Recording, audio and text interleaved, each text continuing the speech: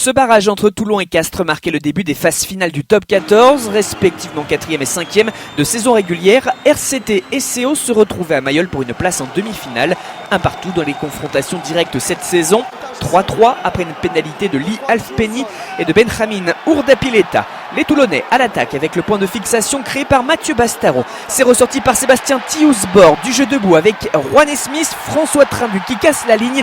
Le 2 contre 1 et la conclusion du pilier Laurent Delboulbès pour le premier essai de la rencontre.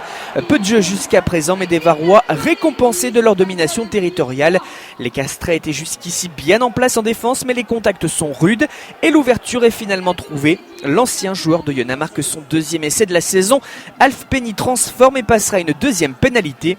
2 autres aussi pour Urdapileta et un score de 13-9. À la pause, la dernière offensive des Varois, initiée par Joshua Tuisova, ne donne rien. Le ballon est dégagé en touche par les Tarnais. Fin de ce premier acte.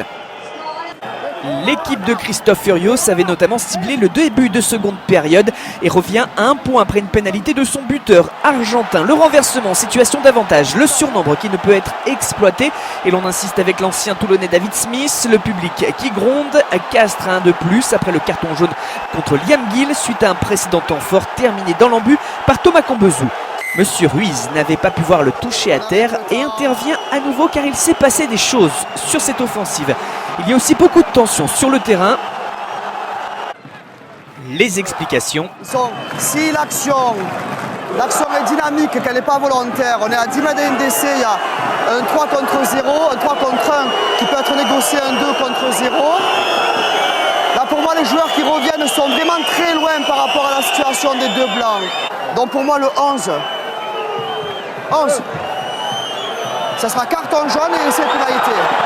Choix fort, le RCT va se retrouver à 13. Drew Mitchell prend un jaune et Toulon encaisse surtout un essai de pénalité qui permet au CO de prendre les commandes pour la première fois. Castres mène 19-16 mais n'est pas pour autant à l'abri. Bien qu'en infériorité, les Toulonnais poussent à l'entame du dernier quart. Tuisova percute, donne après contact à Nonou. Encore une belle passe dans la course de Alfpenny, superbe jeu à 3. Et l'arrière gallois s'en va conclure. Il faut tout de même vérifier le toucher à terre et le non-passage en touche sur cette action. Tuisova, Nonou, Alfpenny. Il n'y a pas de touche et le ballon semble bien dans l'embut.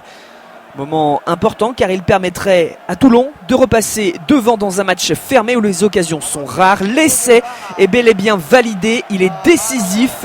Une pénalité plus tard de chaque côté, cela fait 26-22 et un succès de Toulon face à Castres. Les Toulonnais se qualifient pour les demi-finales où ils affronteront La Rochelle du côté de l'Orange Vélodrome de Marseille au terme d'une rencontre très âpre, riche en suspense.